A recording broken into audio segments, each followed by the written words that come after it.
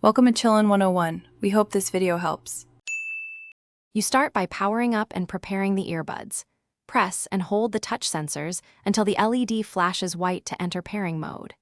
Make sure your phone's Bluetooth is on and visible.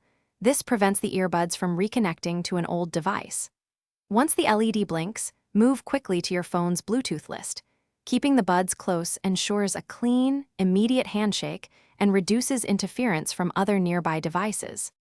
You now tap the JBL Endurance Race II entry in your phone's Bluetooth list. This initiates the secure pairing exchange. When your phone asks for permission to access audio or media, approve it so the earbuds can transmit sound and control media. Then listen for the confirmation chime and watch for the steady LED. These signals indicate the link is authenticated.